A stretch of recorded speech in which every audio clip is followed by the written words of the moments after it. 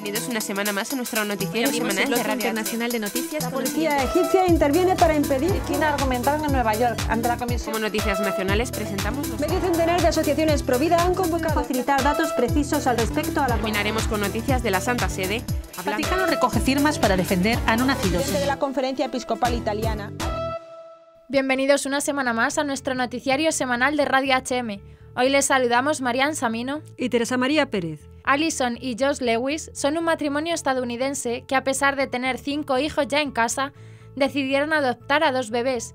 Sabían que uno de ellos necesitaría muchos cuidados y que probablemente viviría poco tiempo. Había nacido sin cerebro. Se conocieron en el colegio y rápidamente se enamoraron, y supieron que pronto formarían una gran familia. En el año 2000 se casaron y tuvieron 4 hijos. Además, decidieron adoptar uno más. Creían que su familia ya estaba completa, pero como ellos mismos aseguran, Dios tenía un plan diferente para nosotros. Justo el día en que Alison cumplía 30 años, recibió la llamada de un amigo abogado y especializado en temas de adopción. Había una mujer embarazada que no iba a poder quedarse con su hijo, y les preguntó si estaban interesados. Alison y Josh explican que rezamos y lo conversamos el fin de semana, y el lunes estábamos seguros que debíamos aceptar. El día del parto, la familia al completo puso rumbo al hospital, pero recibieron la llamada de su amigo. Josh, ¿tienes las 2 manos en el volante?, preguntó. La noticia era importante. No nacería solo un bebé, en realidad eran 2. Siempre me cuesta describir las emociones que teníamos en ese momento. Era algo parecido al éxtasis. Estábamos abrumados y aterrados, explican. Recibieron una nueva llamada, pero esta vez el tono era distinto. Lamento decirles esto. Los médicos piensan que el segundo bebé no sobrevivirá. Cuando llegaron al hospital se encontraron un bebé muy saludable y despierto, y en contraste, una pequeña en cuidados intensivos que había nacido sin cerebro. La familia cuenta. Los médicos nos miraron con compasión y dijeron: no se la tienen que llevar. Sabemos que esto no es por lo que firmaron. Tanto Alison como Josh lo tenían claro. Es nuestra hija. Sabíamos que sería parte de nuestra familia sin importar el diagnóstico. Dios creó su vida y el hecho de que no haya nacido de la manera en que habríamos escogido no cambiaba que ella necesitaba una familia. Tenía un hermano que la necesitaba y nosotros la necesitábamos. Durante 3 semanas se quedaron en el hospital cuidando de la niña y cuando estuvo suficientemente estable, volvieron a casa para ingresarla en un hospital más cercano. 44 días después, Ava Letts Lewis por fin fue a casa con su familia. Elegir que Ava sea nuestra hija fue una de las cosas más difícilmente fáciles que hemos hecho.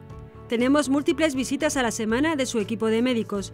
Sus visitas nos recuerdan que la vida de Ava en la Tierra probablemente terminará mucho antes. Alison ya ha hablado del tema con sus hijos, y aunque saben que la vida de su hermana será muy corta, entienden que tenemos un montón de amor que darle en un corto periodo de tiempo.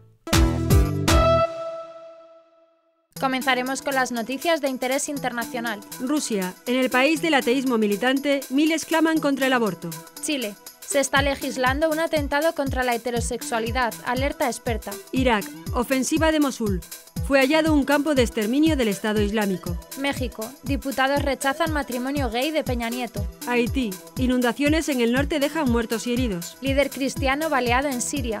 Comparto la cruz de muchos que sufren. Pasaremos después a las noticias nacionales. El cardenal Cañizares considera intolerable la violencia en el ámbito familiar. Los yihadistas detenidos en Ceuta llevaban a cabo un modelo de reclutamiento.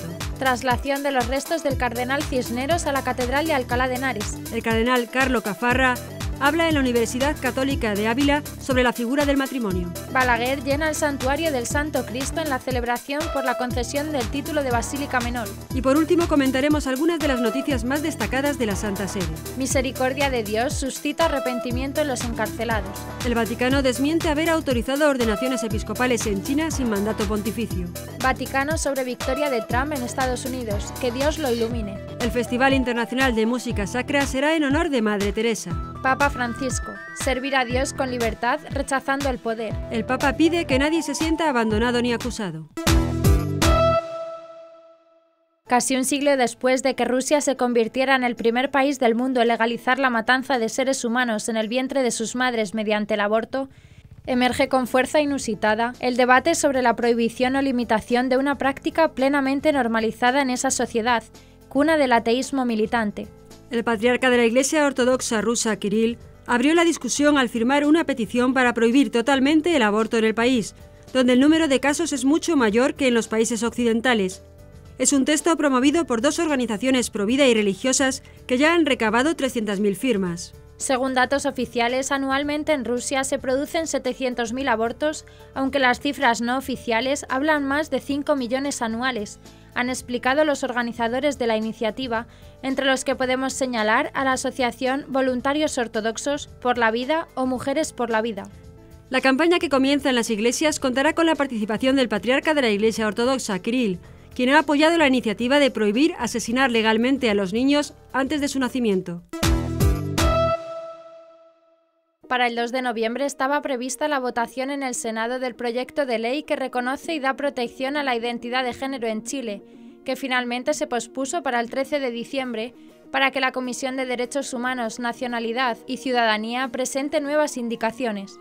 El proyecto sostiene que la identidad de género se determinará de acuerdo a la vivencia interna de la persona, que puede corresponder o no con el sexo biológico. A partir de esa definición, las personas podrán cambiar de nombre y sexo en el registro civil. La directora del Observatorio Legislativo Cristiano, Marcela Aranda, dijo que el proyecto de ley es un atentado contra la heterosexualidad porque busca sentar las bases de una relativización de la normalidad de la conducta sexual humana. Respecto al cambio de nombre y sexo en personas adultas, Aranda alertó que esto es una puerta para el matrimonio homosexual o la adopción homoparental, porque una persona que acude a la ley podrá entonces casarse con otra del mismo sexo y estar en legalidad.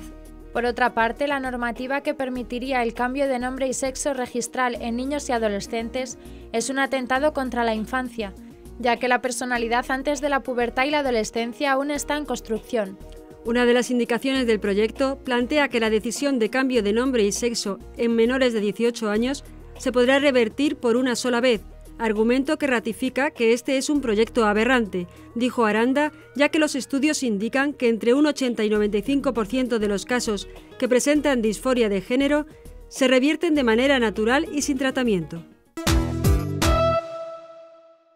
Expertos iraquíes en medicina legal han emprendido investigaciones después del hallazgo de una fosa común en las inmediaciones de Mosul, bastión del Estado Islámico en el norte del país, objetivo de la ofensiva lanzada el 17 de octubre pasado por el ejército y los Peshmerga kurdos.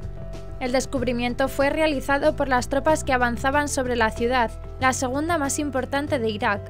Fuentes militares informan que la fosa común se encuentra en los jardines de una escuela agrícola de la pequeña ciudad de Haman al-Alil, aproximadamente a 30 kilómetros al sur de Mosul. Testigos oculares refieren que la fosa fue localizada en un área sin cultivar, que se asemeja a un vertedero. En su interior habría un centenar de cuerpos decapitados, reducidos a esqueletos. Esto vuelve difícil la identificación de las víctimas. Según los expertos, la zona está sembrada de minas antihombre, colocadas en el terreno por los yihadistas antes de su huida. Por este motivo, en las operaciones para recuperar los cadáveres y el análisis del área se procede con extrema lentitud y cautela. Torturaban a las víctimas, agrega el miembro del consejo, y luego las conducían afuera, al área agrícola, donde las mataban disparándoles o degollándolas. Tariq, estudiante de ingeniería, cuenta cómo es la técnica utilizada por los milicianos para hacer salir a las personas que estaban escondidas. Alineaban uniformes y se hacían pasar por soldados iraquíes. Cuando los civiles salían de sus escondites para recibirlos, se explica, los ajusticiaban. Incluso a un niño de 1 año le dispararon una bala en la cabeza.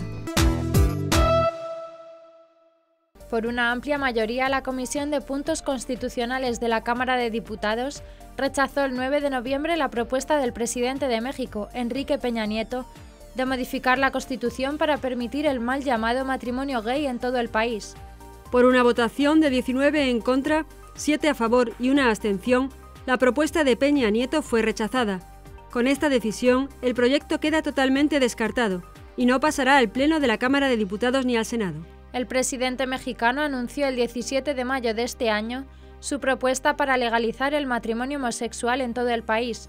También promovería, dijo, una modificación al Código Civil Federal para permitir la adopción de parejas homosexuales a nivel nacional. Los anuncios de Peña Nieto provocaron amplio rechazo en la población y su grupo político, el Partido Revolucionario Institucional, PRI, sufrió un duro revés en las elecciones para gobernadores realizada en junio, en lo que líderes de la defensa de la familia consideraron un voto de castigo. El sábado 5 de noviembre otro desastre se registró en el norte de Haití, en la segunda ciudad, Cabo Haitiano, dañado por una inundación repentina y violenta. 4 personas de una familia murieron tras el colapso de una pared. Otras personas han sido heridas de gravedad y fueron trasladadas a un hospital para recibir tratamiento médico. Según fuentes de Protección Civil de Haití, hasta el día 9 de noviembre se contabilizaban 10 muertos a causa de las inundaciones. Mientras tanto, la situación continúa deteriorándose en el norte del país y las ciudades de la zona han sido probadas por las inundaciones. Lo indicó la agencia de noticias salesiana en una nota, precisando que esto sucedía en el norte, mientras que en el sur su congregación ayuda y reconfortan a las familias afectadas por el huracán Matthew. La casa salesiana en Cap Haitien, llamada Foundation Vincent, se enfrenta a enormes retos. Casi todo el edificio se encuentra bajo el nivel del agua. Una parte de la pared se cayó y varias clases se inundaron con agua y barro, indicaron. En medio de estos desastres, los salesianos están ayudando a las personas y hospedan a unas 50 familias, sobre todo aquellos que tienen las casas destruidas o muy dañadas. El vicario patriarcal sirio-ortodoxo de Alepo, Rabban Boutros Cassis, fue herido de bala por francotiradores el pasado 6 de noviembre mientras regresaba a la ciudad en su auto por la carretera. Esta experiencia, comenta, significa poder compartir la cruz de tantas personas que sufren ahora en Siria. Doy gracias a Dios que me ha protegido y mantenido con vida, dijo a la agencia vaticana Fides. Todos los días sufrimos agresiones y atentados. Cada día la gente es herida o muere, denunció. Según indicó Fides, la carretera en la que fue herido Boutros conecta las ciudades de Homs y Alepo y está bajo el control del gobierno sirio, que en las noches la cierra porque los grupos terroristas ponen minas allí. Los agresores dispararon al líder ortodoxo por la espalda, que recibió 2 balas. Tras el ataque, su conductor lo llevó al Hospital Católico de San Luis de Alepo, donde se recupera. Estoy feliz de saborear la amargura de la cruz, en comunión con Cristo y con tantas personas inocentes que sufren. Tenemos la certeza de que la muerte no tiene la última palabra, sino que al final está la resurrección, dijo.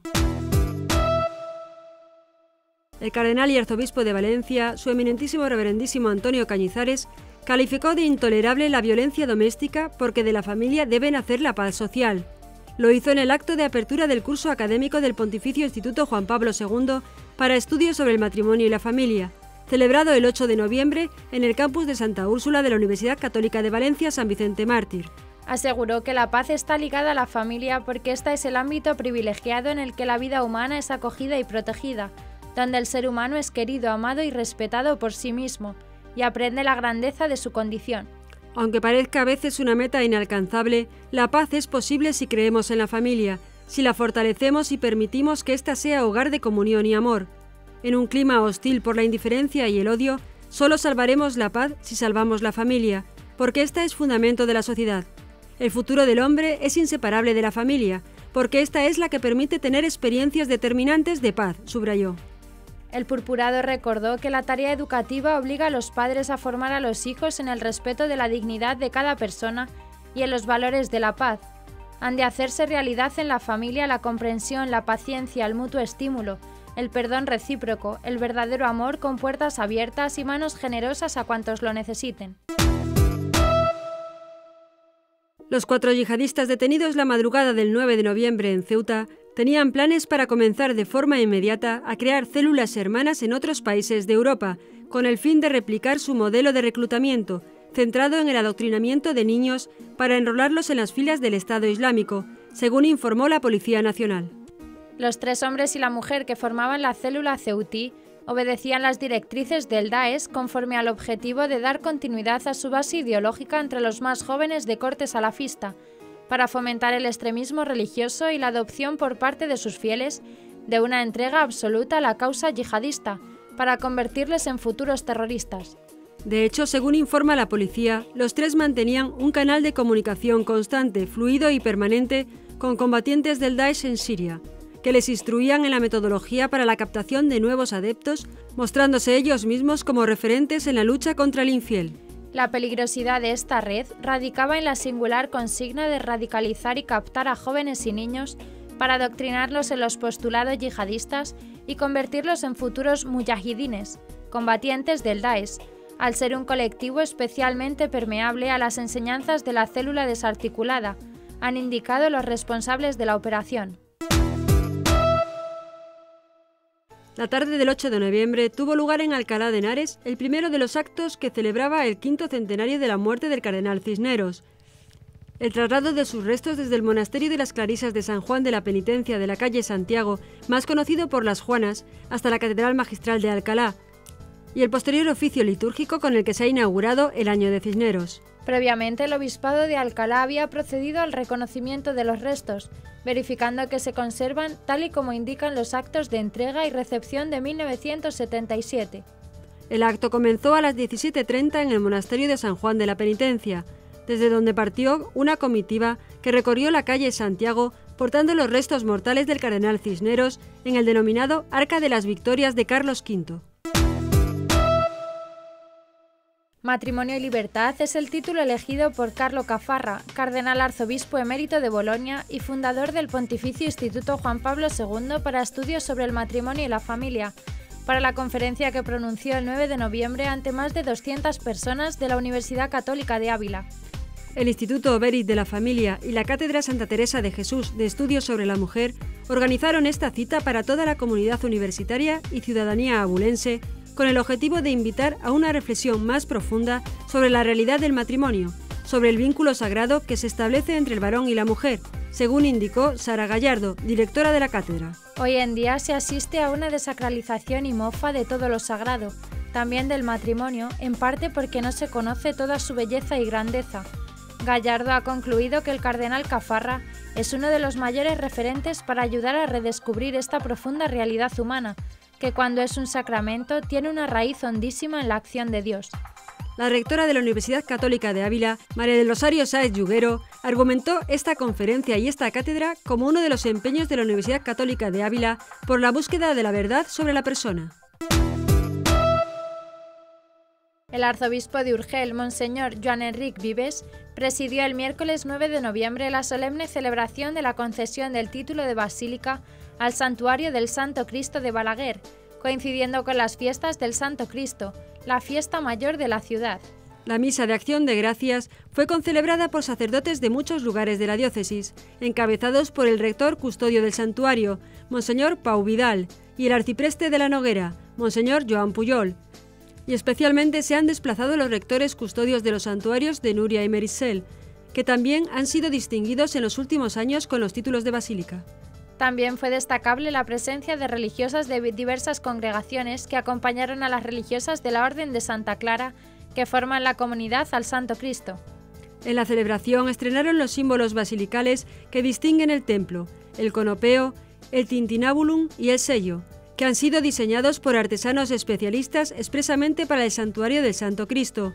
Incorporan un fragmento del himno al Santo Cristo de Balaguer, escrito por Monseñor Jacinto Verdaguer: «Sed nuestra bandera, Santo Cristo de Balaguer».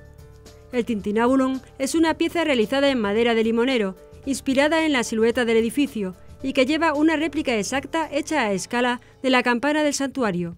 El conopeo es de grandes dimensiones, de formas estilizadas, que lleva bordado su sello y que ha sido diseñado para ser llevado en procesión.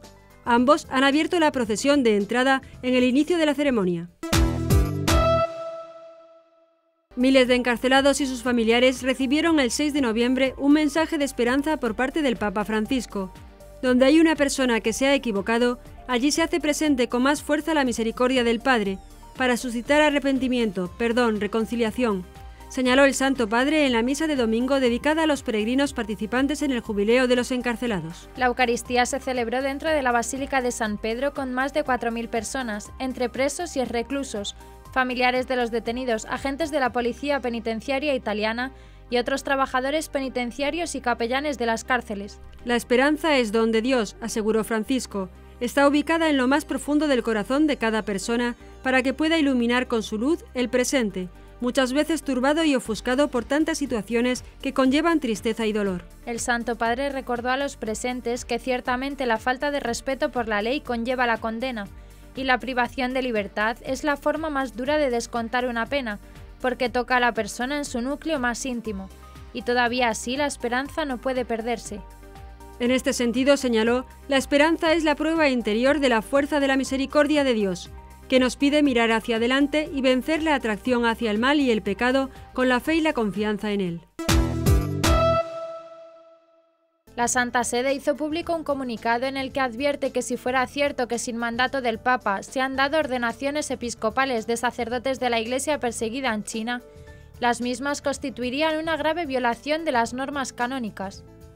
El comunicado dice lo siguiente: en las últimas semanas se han sucedido diversas noticias acerca de algunas ordenaciones episcopales conferidas sin mandato pontificio a sacerdotes de la comunidad no oficial de la Iglesia Católica en China continental. La Santa Sede no ha autorizado ninguna ordenación ni ha sido informada oficialmente de tales acontecimientos. Si las mencionadas ordenaciones episcopales fueran ciertas, constituirían una grave violación de las normas canónicas.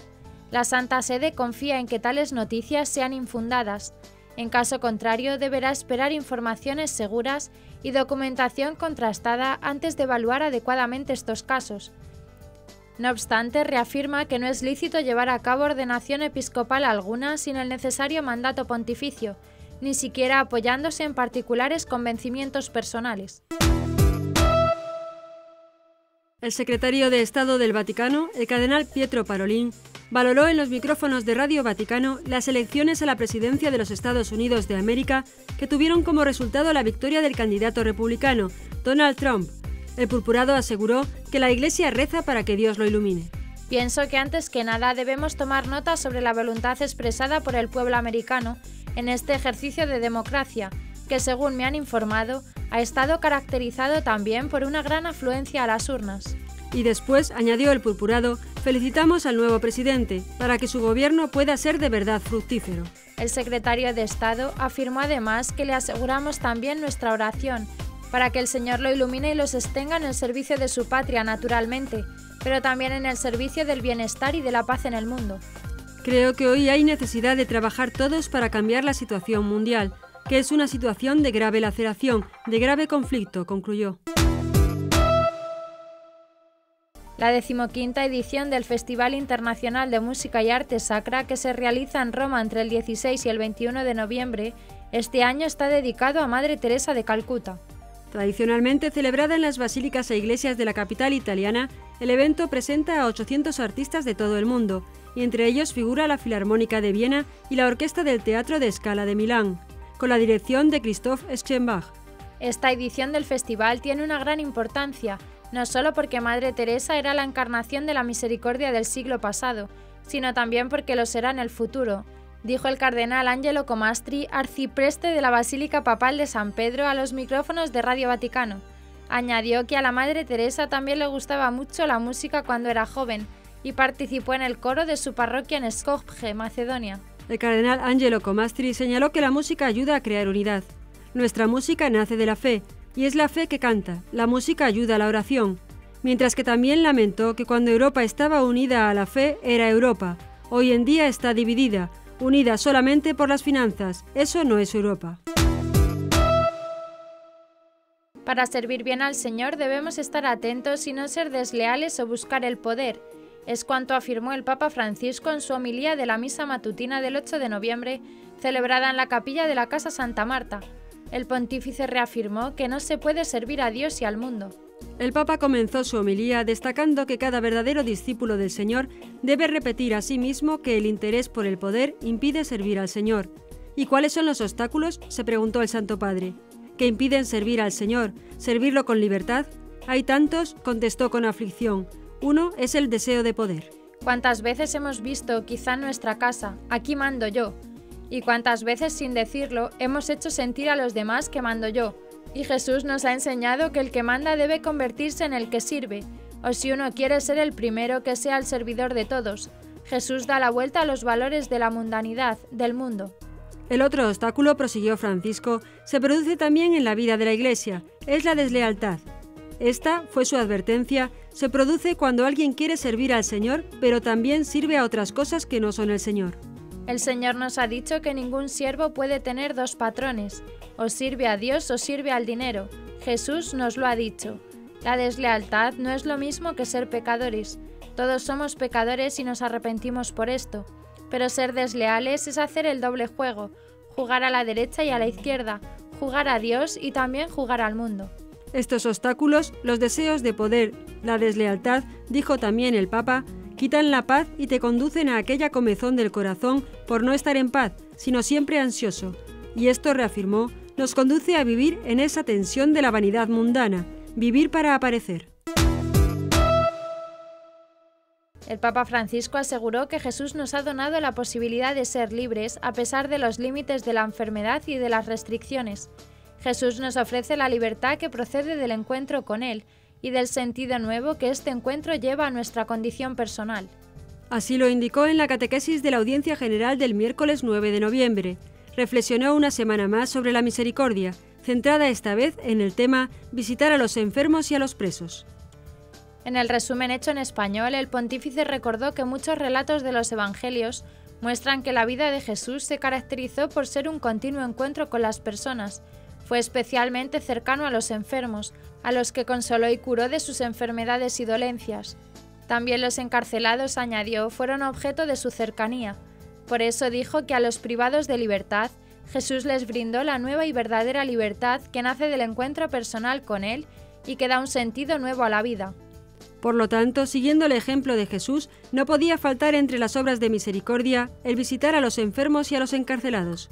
Como cristianos, estamos llamados a convertirnos en instrumentos de la misericordia de Dios, siendo cercanos y sin juzgar a nadie, para que nadie se sienta abandonado a su suerte ni tampoco acusado, sino que todos, sin exclusión, se sientan amados por Dios mediante gestos que expresen solidaridad y respeto. Finalmente, el pontífice recordó que estos gestos, cuando son hechos en nombre de Dios, se convierten en auténticos signos elocuentes y eficaces de su misericordia. Y hasta aquí nuestro informativo semanal. Esperamos que haya sido de su agrado. Recuerden que pueden seguir escuchándonos siguiendo el resto de nuestra programación en directo a través de la web www.radiohm.net. En ella podrán encontrar también distintos podcasts con los informativos anteriores y otros audios que también pueden ser de su interés. Seguiremos estos días informando de las noticias de la Iglesia y del mundo a través de nuestros breves espacios informativos que les ofrecemos todos los días cada media hora aquí en Radio HM 88.9 FM y HM Televisión. Ayer, hoy, siempre la verdad. Gracias por habernos acompañado. Les han informado Teresa María Pérez y Marian Samino. Hasta la próxima semana.